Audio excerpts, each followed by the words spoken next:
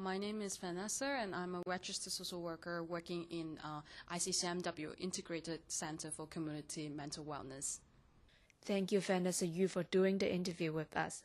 So recently, there's a murder case in Sao Mau Ping. A man who has mental illness records stabbed his neighbor to death in his residence.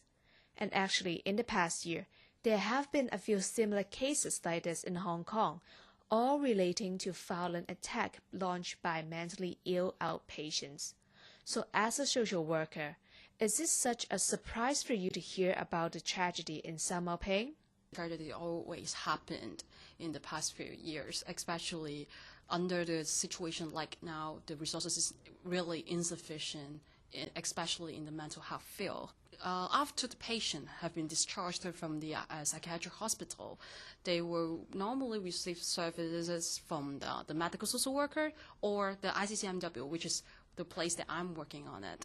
However, each social worker bear around 60 to 70 cases, which is we cannot pay a lot of attention to each cases. Which means we didn't have enough time to monitor whether the patient have taken their medicine or whether their mental status is stable or not. Would you tell us more about which type of mental illness is prone to this kind of violent attack or is prone to affecting the neighbors around them? Well, I cannot say there is any particular type of mental illness which cause this kind of violence. Actually, I have to reframe about what you're saying. A normal person without mental disorder will have a violent tendency or aggressive tendency as well. And even some statistics shows that normal person have a higher violence record more than the mental illness patient. But according to these cases, I don't know much about the murder background, but I suspected they may have some delusion at the time that he commits such crime. So with delusion, we can say that he may have schizophrenia or even have some other diseases like psychosis as well. When these kind of patients are taken to maybe the psychiatric hospital or the doctors, who would decide whether this patient is ready or is okay to be back to their own neighborhood?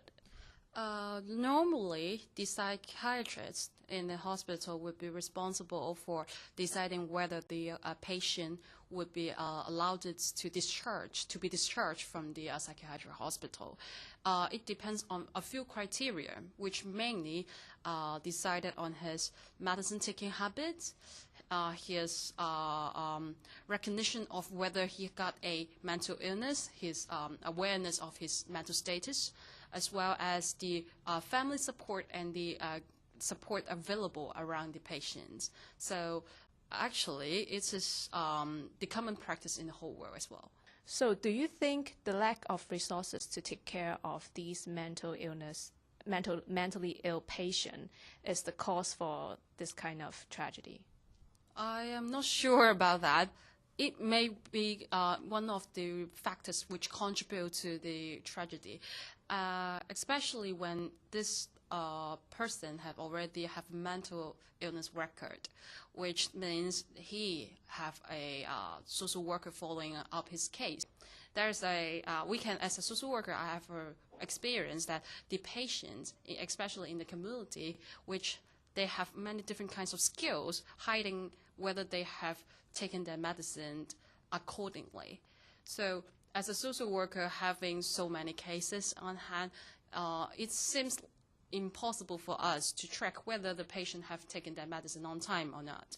So there is another way that's suggested by the government, which is taking injection instead of taking pills, which have a better way. However, most of the patient reject or feeling not comfortable for taking injection instead of taking pills. So it also contributes to how the community perceive the treatment on mental illness would affect their own mental status as well. There has been some psychiatrists proposing that the government should set up a law to enforce those patients to go back to see the doctors or take medicines.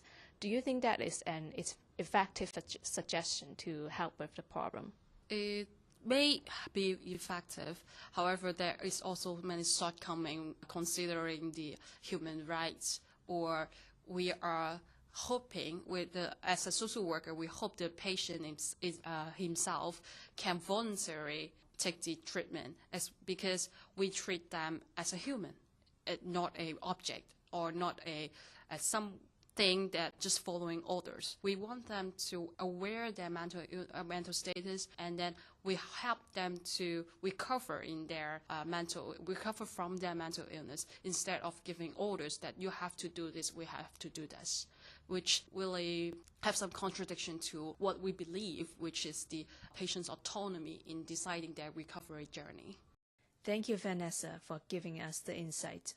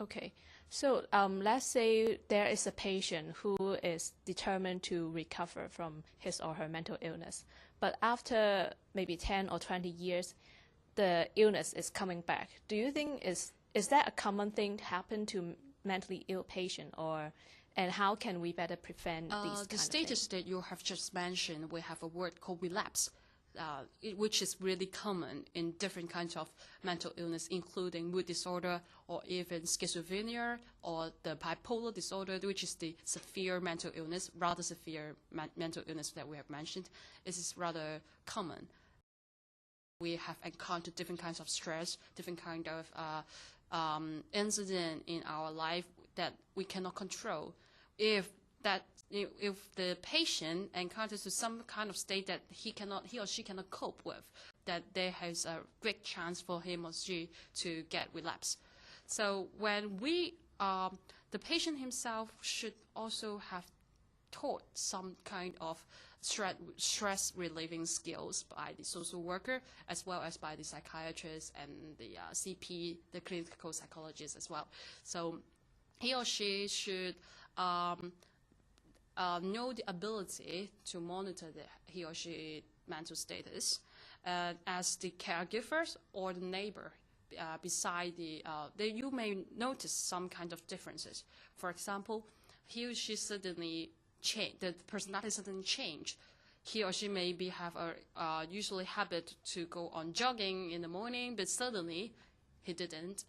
And he just maybe just being distant from the others, have many self-talks. Then these are the symptoms that we have to notice, and we have to, when we notice these kind of symptoms, we have to be really alert. Okay, so maybe as friends or family or just general public in the society, how can we better tell or how can we assist this kind of mentally ill patient so that we could prevent tragedies like that happen in Sao Mau Ping? I would say, first of all, the safety of the friends or the relatives is the most important thing. If you foresee the patient is in a really unstable mental state, I really recommend that you step away and then just call the police to handle the matters. But if he or she is just in a really mild or moderate, just in a have many self-talk or start having some insomnia or change in appetite or change of interest, I suggest he or she talking to the patient himself to see whether he or she have this awareness. Secondly, may assist he or she go to ICCMW, which is the center that I'm working on it, to seek for the help of social workers or professionals.